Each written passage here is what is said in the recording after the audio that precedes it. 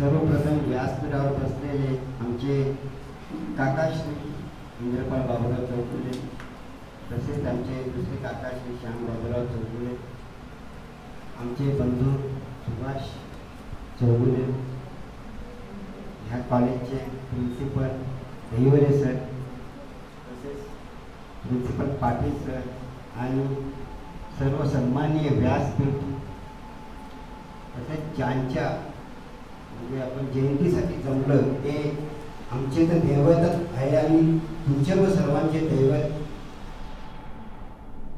त्या कार्यक्रमासाठी मोठ्या संख्येने माझ्या कॉलेजचे सर्व शिक्षक शिक्षिका तसेच क्लिनिकल स्टाफ, विद्यार्थी आणि माझ्या मित्रांनो, आज आपण ज्यांच्या जयंतीसाठी जमलोय त्यांच्याबद्दल सर्वांनी खूप काही अनुभव सांगितले आणि इथे जे माझ्या सर्व शिक्षकांचे अनुभव सांगितले ते खूप छोटे आणि खूप म्हणजे कमी आहे.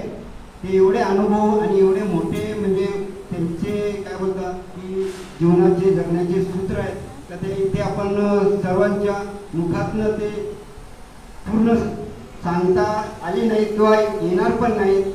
वेळेअभावी किंवा या सगळ्या गोष्टीचा विचार केला तर तुम्हाला तर माहीत आहे की आपले दैवत दोन्ही पण माधव चौगुले साहेब आमचे वडील आणि आमचे काका पंडित चौगुले साहेब यांच्याबद्दल जेवढं बोलावं तेवढं कमी आहे. तुम्हाला सांगतो मी हे सर्व आघात झाल्यानंतर 6 महिने तर बाहेरच निघालो नाही बंगल्यातून. 6 महिने बंगल्यातच होतो, कुठे बाहेर जाणं नाही येणं नाही.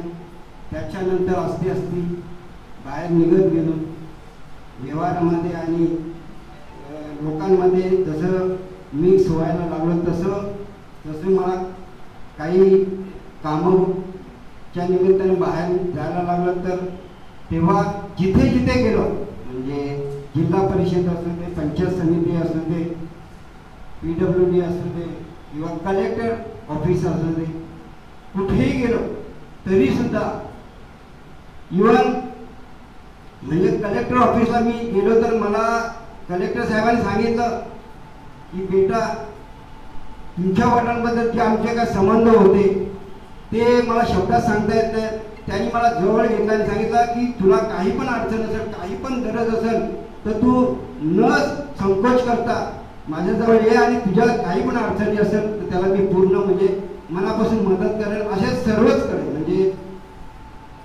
जे गव्हर्नमेंट ऑफिसर आहेत ते तर सोडून द्या, बाकी राजकीय आमदार असू दे, खासदार असू दे किंवा मंत्री असू दे, अशा सर्वांकडे पण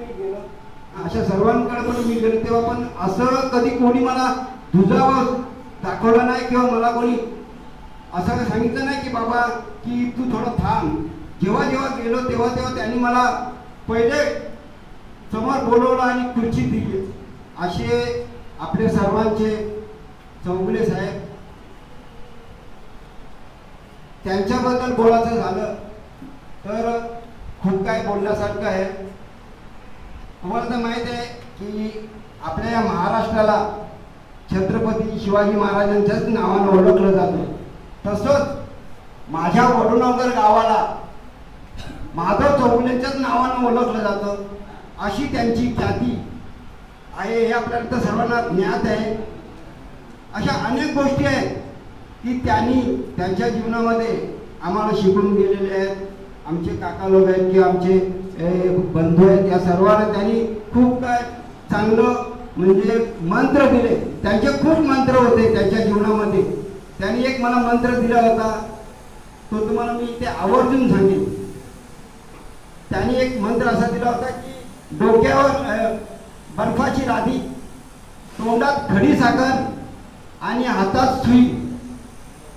ते नेहमी मला सांगायचे की बेटा बघ तू बर्फाची लादी याच्यासाठी ठेव तर कुठे किती वाद झाले, किती भांडण झालं, काही झालं तर शांत राहा, तिथे वादविवाद मिटवण्याचा प्रयत्न कर, असे ते बोलायचे. तसेच तोंडात खडीसाखर म्हणजे नेहमी गोड बोल, कोणाशी कडू बोलू नको, कोणालाही वाईट बोलू नको. का तर बघा आज आपण कोणालाच्या बद्दल काहीही बोललो तरी सुद्धा 8 दिवसात, महिन्यात, 6 महिन्यात, 6 वर्षात ती त्याला माहितीच पडते की फलाना माणूस माझ्याबद्दल हे बोलत होता.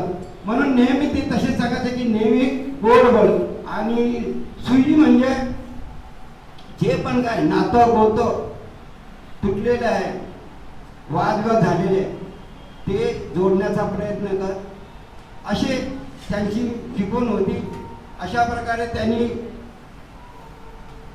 माझ्या गावात आणि माझ्या परिसरात आणि या पुऱ्या ठाणे जिल्ह्यामध्ये तुम्हा सर्वांना माहीतच असेल की अशा त्यांच्या म्हणजे गुणगान गाणारे कितीतरी व्यक्ती आहेत आणि कितीतरी माणसं भेटतात. आता तिथे एक उदाहरण दिला का रिक्षावाल्यांचा, असे किती रिक्षावाले किंवा किती बसवाले किंवा किती गाडीवाले त्यांच्याबद्दल नेहमी चांगलं बोलतात. मला असं वाटतंय की त्यांचे सर्व जे पण गुण आहेत चांगले ते आपण सर्वांनी घ्यावे. आम्ही तर घेतच राहतो. तसंच आता ते एक थोडी खंत व्यक्त केली होती की प्रेमाबद्दल, आपुलकीबद्दल. तर मला असं वाटते की जसं चौगुले साहेब बोलायचे की तुम्ही माझ्या घरच्यासारखे आहे, तर आम्ही तुम्हाला आत्ताच इथे म्हणजे वचन देतो की मॅडम बोलल्या, पाटील मॅडम की घरच्याच आहे.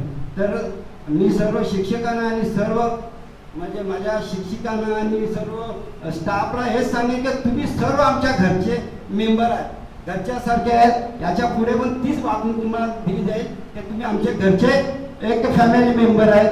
आणि मला पूर्ण खात्री आणि विश्वास आहे की तुम्ही सर्व शिक्षक आणि शिक्षिका हे मनापासून इथे काम करता आणि काम करत राहाल आणि हा आपला स्वतःचा कॉलेज आहे असंच मानता आणि पुढे पण मानत राहाल. आणि याच्यामध्ये या कॉलेजची पण उन्नती होईल आणि तुमची पण उन्नती होईल.